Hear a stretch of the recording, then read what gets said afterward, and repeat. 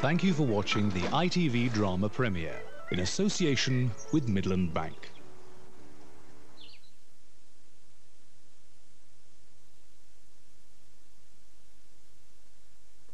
Poldark will be available on video from Monday the 7th of October, and you can buy it from all good video stockists. A secret life, a mysterious death, a dangerous liaison. Wilderness continues Monday at 9 on Meridian.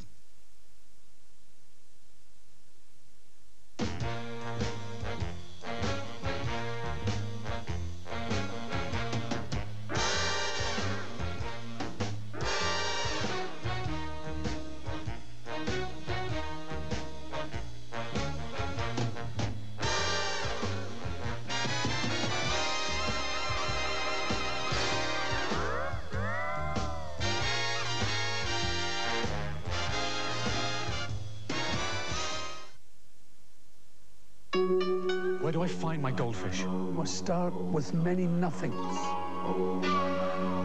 To which we add the sign of a yang. Add another yang, a yin, a yang, and a yin again. And this is the number of the goldfish. 0990 60 90 60.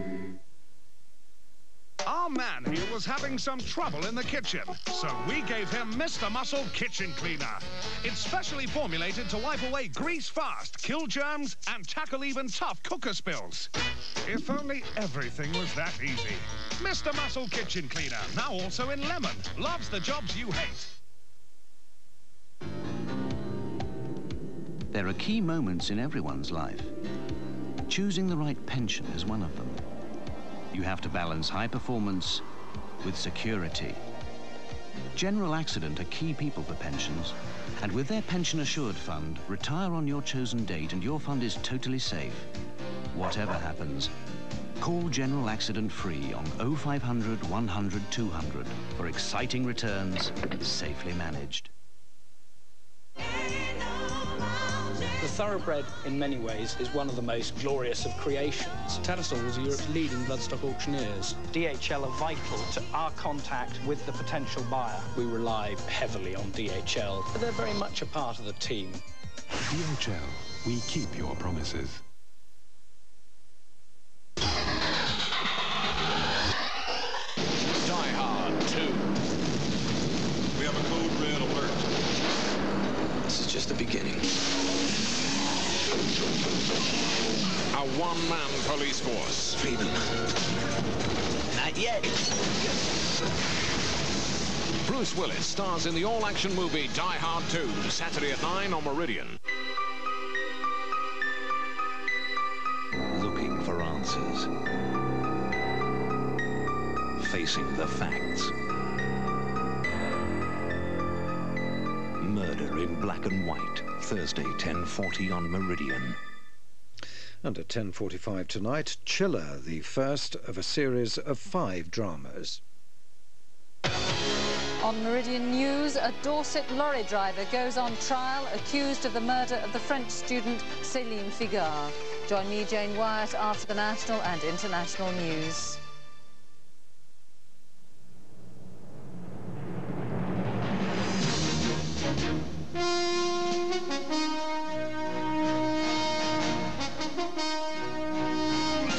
ITN News at 10 with Trevor MacDonald. Mandy Allwood loses the last of her babies. War of words rages over parliamentary sleaze. Middle East summit ends with agreement to talk again. And why one finds one's own gargoyle rather amusing. Good evening. Mandy Allwood has now lost all 8 of the babies she was carrying. The last 5 miscarried or were delivered stillborn today, 1 this morning, the other 4 this afternoon.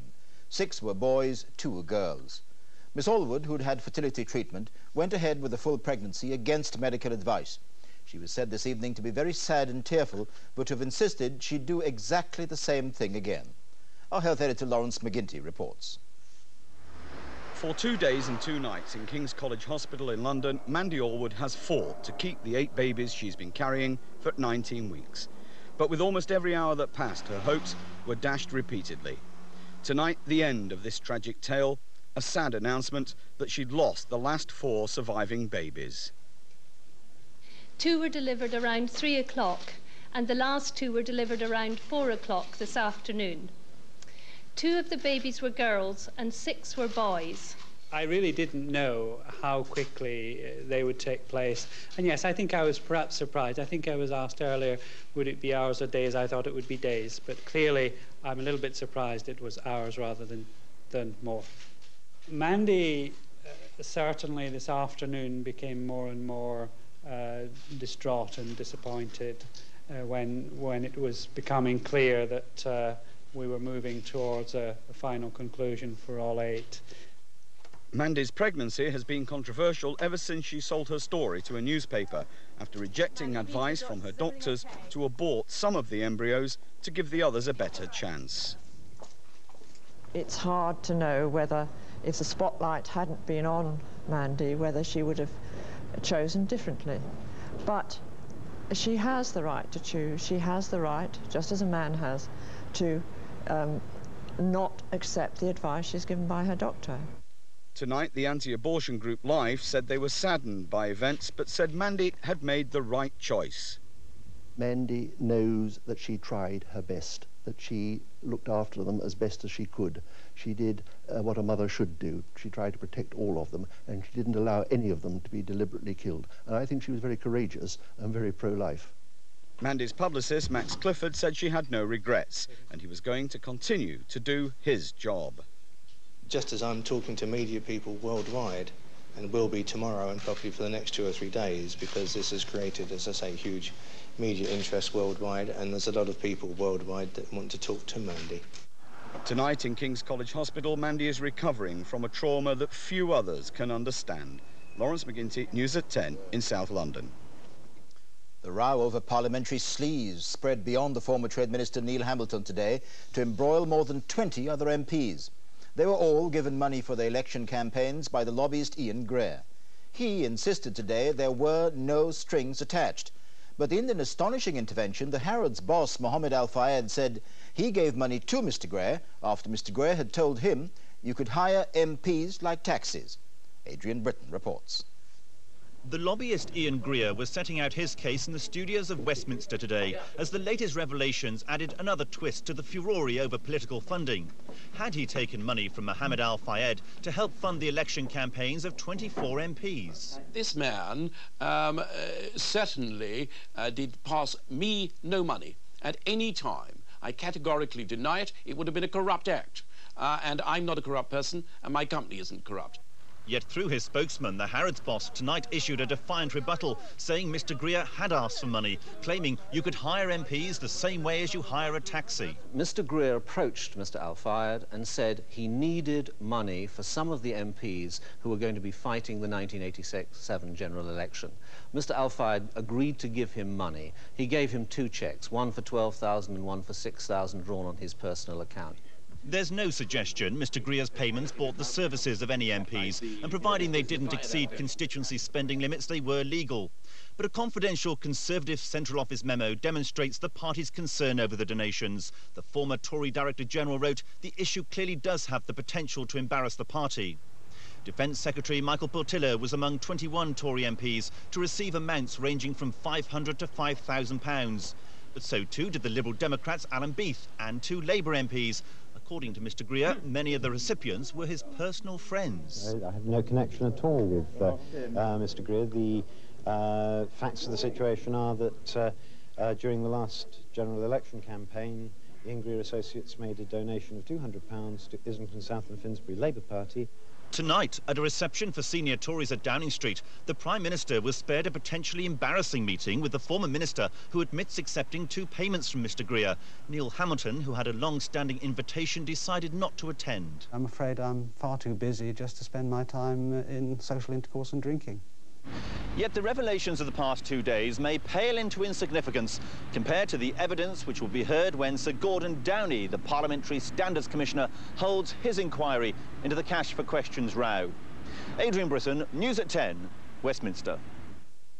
The White House summit on the Middle East ended tonight with just one agreement. Israelis and Palestinians are to talk again in the Middle East. President Clinton said tonight the Israeli Prime Minister, Mr. Netanyahu, and the Palestinian President Yasser Arafat had shown that progress and peace were possible, but he said there was a huge amount to do. Our diplomatic editor, James Mates, reports from Washington. The President of the United States, accompanied by... They have talked for 2 days. Their officials have worked through the night in a vain search for common ground. But for all the American pressure, the 4 leaders emerged to announce no agreement, just more talks. President Clinton candidly admitted there had been no meeting of minds. They were not able to resolve their differences here, but to be fair, when we came together, there were no advance guarantees that there would be large-scale substantive negotiations. When we compare where we are today with where we were a week ago, are we in better shape? Yes. Are we where I'd like to be? No. But we will get there, I think, if we keep working. Yes. Yasser Arafat and Benjamin Netanyahu looked on in silence, barely acknowledging one another. Between these two men, there is no warmth, no personal relationship, no common view on sharing their corner of the Middle East. On the question of when Israel would keep its promise to withdraw from the Palestinian city of Hebron, no progress. Instead, the Israelis demanded Arafat put on trial policemen who shot at Israeli troops last week. Again, stalemate. And a blank refusal from Israel to close the tunnel in East Jerusalem that sparked off this whole crisis. I would be happy to have them make a brief statement. Perhaps not surprising, then, they declined an invitation to speak at the press conference this afternoon. But I have silenced the voices. And when a handshake was suggested... Are you allowed to shake hands? Shake hands. They said not a word, but the body language was deafening. Perhaps conscious of the message they were sending back home, the two men later contrived to say goodbye like old friends. But even as they were leaving, Palestinian spokesmen were speaking of this summit as a total failure. Israeli officials, by contrast, are claiming victory, boasting that they'd conceded nothing. And indeed they haven't. There will be more talks, certainly, but the central issue in those talks will be the future of the city of Hebron, an issue the Palestinians thought had been negotiated and agreed upon more than a year ago. James Mates, News at 10, Washington. The new Labour leadership held off a powerful challenge from the Labour veteran Baroness Barbara Castle today and won the important conference vote on pensions. In an impassioned speech, Lady Castle said the link between the old age pension and earnings should be restored. The leadership promised to involve her in its promised full-scale review of the welfare state. Here's our political editor, Michael Brunson. After 53 years in politics, she first became an MP in 1945. Barbara Castle was still ready for battle. The conference knew it and got to its feet as she made her way to the platform. A pensioner herself, she's 86 next week. She's angry that within Labour's tight spending programme, Gordon Brown can find cash for tax cuts, but not, she believes, for pensioners. I've never dared to ask. I've never dared to ask for the £5 to £8 billion it will cost to cut the starting rate of income tax to 10p in the pound. But how can you say we're going to give priority to the poor pensioners when you know that that £5 to £8 billion wouldn't give a penny to the 3 million pensioners who are too poor to pay income tax? She rounded on Harriet Harman, who has the pensions brief for, quote, dreaming up figures off the top of her head, and dismissed the idea of a full-scale review of pensions after the election. Fine, let's have a review, but it should be a government review after it's elected. And I said to myself, what policy do we fight the election on? The result of all that, and the debate generally, was a series of quick consultations between Harriet and Tony, between Tony and Gordon, and with Gordon agreeing a suggestion with Harriet that before the election there should be a review ahead of the review. We don't make promises we can't keep. And you know who taught me that lesson? Barbara Castle. Touché, as you might say. And the card vote which followed went the platform's way by an easier than expected 60-40 margin, which has left Lady Castle generous in defeat. I think that's a darn good result when you consider. Yes. That's brilliant. Because Lady Castle reckons the pensions issue is now firmly on the agenda. But Mr. Blair's pleased because he reckons that the conference has put unity ahead of a general election at the head of its agenda. Michael Brunson, News at 10, Blackpool. 3 million Norwich Union members can expect a share windfall, which could start at £500 each. The company announced plans today to float on the stock market, the first mutual insurance company to do so. Only members with life policies or pensions with the Norwich will qualify for the windfall. Computer failure was blamed tonight for the crash into the Pacific Ocean of a Peruvian Boeing 757 airliner. All 70 people on board, including 2 Britons, are thought to have died.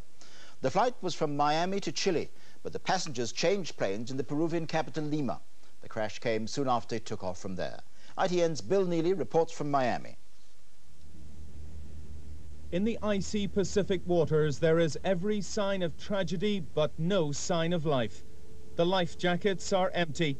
The debris of another airline disaster scattered amid the jet fuel on the sea. Among the 61 passengers, 2 from Britain, both men, 1 on holiday. The plane took off and went down in darkness. The rescuers waiting, but there was no one to rescue. They set up lights to guide